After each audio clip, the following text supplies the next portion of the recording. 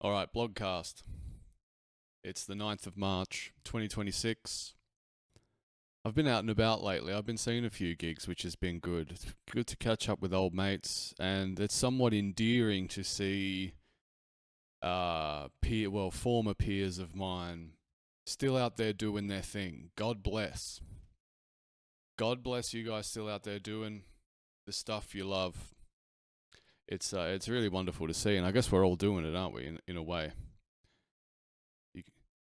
Where did I go and see? I went and saw a Wilhelm Scream, but some Tassie bands were opening up. I can't remember the name of the first band. They were nice dudes though. But the second band were Knife Hands. Shout out to my dear friend Lucas, who I know is walking around somewhere right now, probably with this, rocking that Fancy Boy YouTube Premium.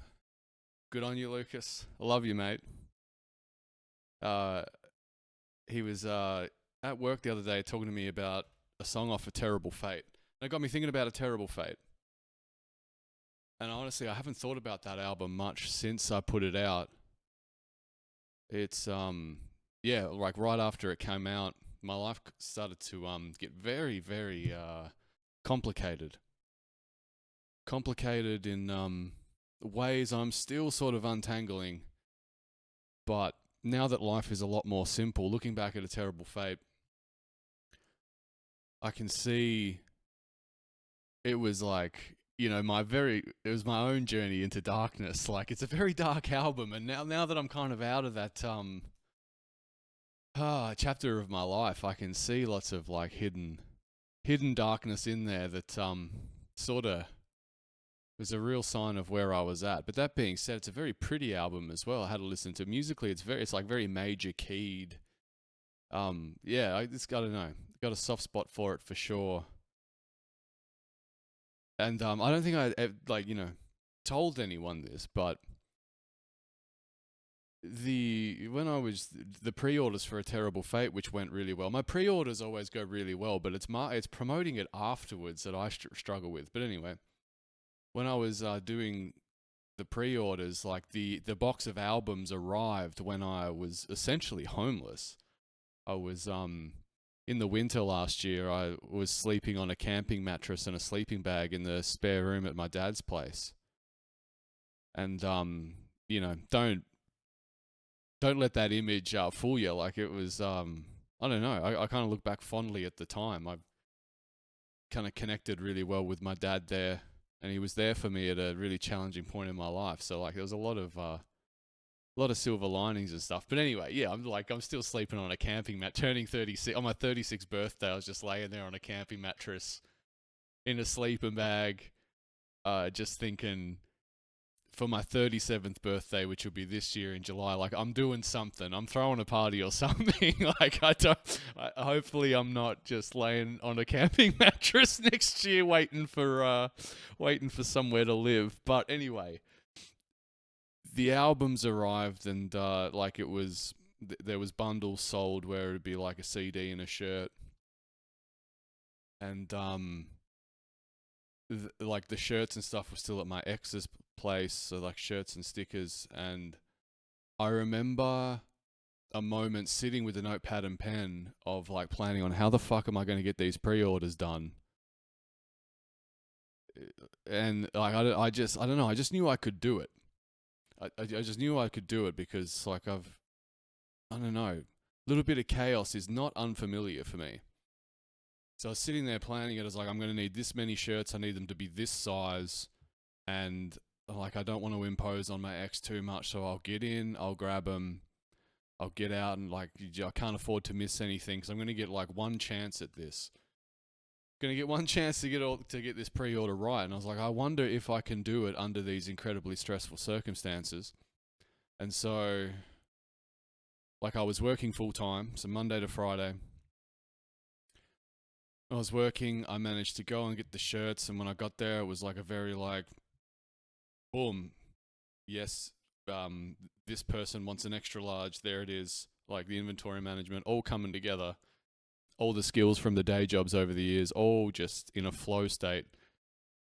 Grabbing it, got back in the car, shot out, this is on my day off, shot into work at Modern Musician, on the weekend when there's no logistics running. So I got into the logistics department of work and just started packing the orders, putting them away, and I'd like just cranking the music, and like it was a Saturday, so the shop was open, and like the crew were coming back. I was hanging out, listening to music, just packing orders, and like it struck me. It took me hours, and I was like, why is this taking so long? And I was like, oh, I've sold like, can't remember what it was like 40 or 50 pre-orders.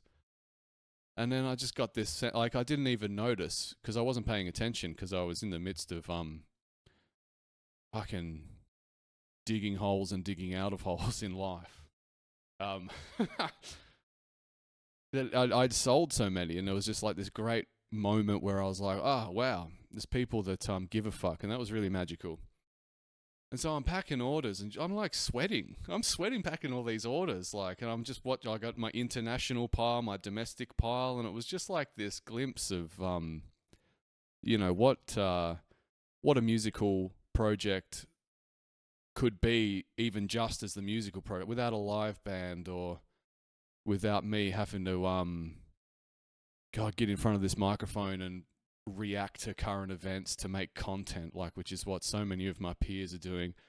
And God bless, but if every day I had to come on here, see what everyone was up to, and then make a comment out of it, like that, I'd rather go to work, to be honest. I'd rather have a day job than have to see the world in that light, in that very, like,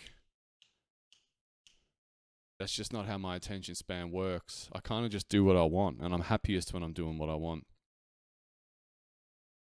So there I was, packing the pre-orders, and like I was thinking to myself, like, I'd love to see some of these content creators do this. Like when no one's watching, like what do you do when no one's watching? Everyone's curating their characters at the moment, curating their online personas, and I don't know, I'm going the other way. I'm spending time getting to know my offline persona and having a real good time. I've been a real social butterfly lately. Maybe I'll get into that. But anyway, I get these pre-orders packed, and I turn up to the post office with just like 2 concrete bags basically of shit to check in, and the chick at the Ozpost counter just like, oh no. And it was like, oh dear. I was like, don't you worry, these are ready to go. Like, you just have to scan them. She was super relieved. Anyway, like, I was there for a while. She's just, blip, we're getting into the flow. I'm signing. She's chucking me customs form. Just blip, blip, blip, blip. And, yeah, got it done. And it was like, you know, a freezing cold. It was one of those great Hobart days that day. It was like that crystal clear blue sky. And like visually it looks like summer, but it's just fucking freezing. And that's my favorite kind of Hobart weather. It was right in the winter. And yeah, I just knew it was a very special day on that day. I knew I'd gotten something done despite my circumstances, which is very important. It's very, very important. It's one of those great moments in life where preparation and decision meet opportunity. And I don't know, I've seen some peers that probably wouldn't see that through, you know, like I've seen some mates botch some pre-orders just because they bit off more than they could chew. And I honestly thought to myself, this is not too much to chew. I could get this done. So yeah, Terrible Fate will go down for me as just one of those bits of work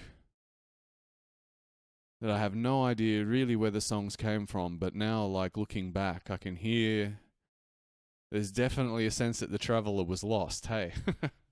Not quite sure where he was, what he was doing.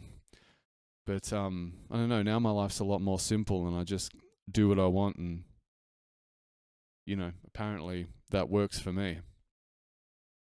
But I think, in my life, I'm getting over this belief that if you're nice, good things will happen. Like, it's a shame, and maybe life should work like that, but the universe is not keeping a ledger. Like, you've got it. It's effort.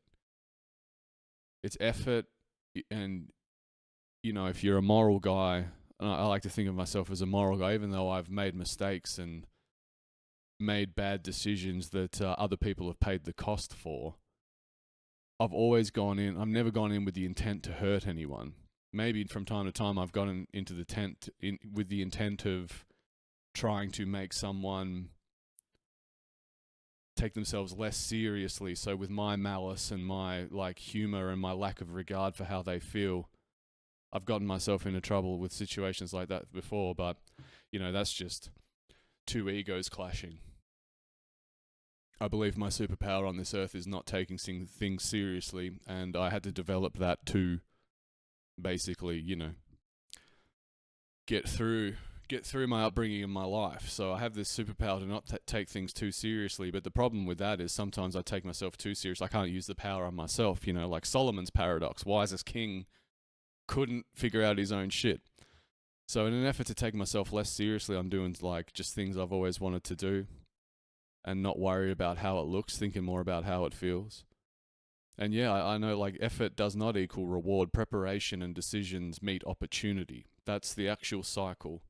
It's not like nice people doing nice things for each other. There's more people not playing by the rules. So if you're one of those people that's being super nice and not getting anywhere, stay nice, but just understand that you do have to move. You have to make actions, and sometimes you have to upset people. And as a man that's upset plenty of people, you'll be fine. You'll be fine. They'll be fine. It's just a moment in time. And I'm catching up with a lot of people lately, and I've noticed that like they're not carrying that story around in their head. They're not carrying the idea of you around in their head. I've apologized for things that people have forgotten even happened, you know. And that's important. So take your ideas a little bit less seriously. Realize that effort doesn't equal reward, but preparation meets opportunity. That's my wisdom for this month, I think. And yeah, what else have I been up to? Still talking to, I think I've buckled down the live lineup. And it's been interesting because I kind of played the field a little bit. There were a few people I was thinking about for various roles within the band, and I was just kind of hanging out, talking with them about the project to see who will fit, seeing where people are in their own lives. Like I was blessed with Tabara because we all met in high school. We all went on that journey together, and we were all at the same point in our lives up until a point.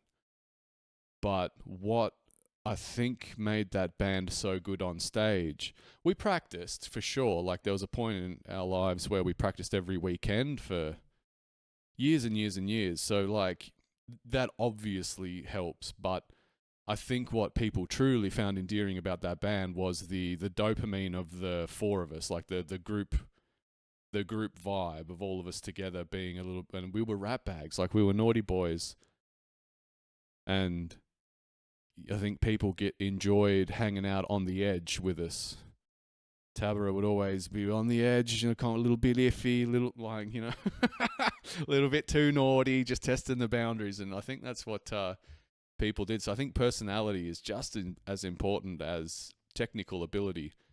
Maybe like I'm more likely to pick someone on personality but over technical ability for sure if I think about it. I think I need to sneeze. I'm not trying to be a nice guy when I'm hiring for Fierce Deity Live because I want it to be good in the sense, not in any sort of technical sense or any sort of tangible. When we do that gig, I just really want it to be a fun night and a good vibe and people going away going, oh, that was a cool band. So like no grandiose, like trying to prove anything. Well, I can see in some people when I'm talking about playing live and the way they react to me doing it and the advice they give, I can tell that they think I'm still there. They haven't noticed a particular internal growth in me. And that's no shock to me because I've only just discovered that it's good to keep a little bit of an inner world. You don't have to be an open book all the time. So I've got a little bit of an inner world now. I keep a few things close to my chest. And I can tell some friends haven't quite noticed that I've moved past a lot of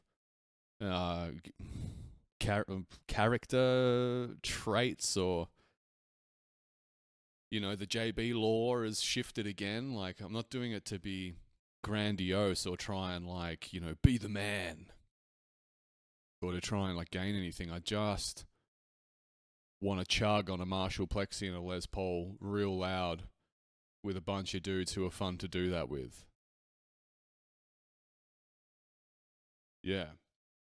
So yeah, putting the band together has been a slow process because I'm trying to get the people right. And I think I've done that. I think I have the vision now. There's like a drummer who I'd like long term who's it's probably not right for him to do this gig, and there's a drummer that's like gonna fucking nail it. I just know it right now. So like we'll go with that. We gotta get things moving, get the boys in the room, start making some noise. It's time for that now, I think. And so yeah, I'll have my mate Hutto on bass from Harlot. We're going to do a ballad of Heartbreak and Despair. I can tell he and I are both super keen for it. We really enjoyed putting that song together back in the day. And our voice, I don't know, we weren't like in the room or anything when we both cut our vocal parts, but that final product, we're both just so stoked with it. So it'd be cool to do that live. And yeah, the problem is the keys element is what I'm struggling with. I don't know if I want to do it to a click track because that's expensive. To do it the way I want to do it is expensive. And the keyboard, I really want Brett College to play keys. And shout out to the Hobart legends who know who Brett College is. I'm seeing him with like a 2-tier keyboard and a fucking cape, and maybe his own lighting rig just on him. And in my head, it's just so fucking sick. And of course, vocally, he's an absolute cheat code. He'd be able to I'd be like, Brett, you do the high parts. He'd be like, yep. He'd do it so easily. And he's just got that, I don't know, he's got that insatiable kind of positivity to him. And it would just be an incredible lineup to have him in it. But yeah, he's very busy and he just sort of knows in his heart of hearts that he can't do it. So yeah, I'm trying to think of how to get the kid. Do I get a second guitar player and I try and add the flair that the keyboard adds? Do I try and do that as a lead guitarist? See, that's kind of where I'm stuck. But I think I'm going to get the guitar, drums and bass in a room and start building the engine, start building the rhythm section, start building the groove, and yeah, hopefully maybe some fantastic keyboard players right around the corner. Preparation meeting opportunity. I got to get this band together, get the drums, bass, and guitar grooving along. So when the opportunity comes, a keyboardist comes into orbit, we'll be ready. So yeah, that's where Deity's at the start of March. Thanks to everyone who's in the temple. I got some stickers coming soon. I got some patches as well. I'm going to send those out. So keep an eye on your inboxes. Keep an eye on your DMs. And yeah, bloody love you. Take it easy.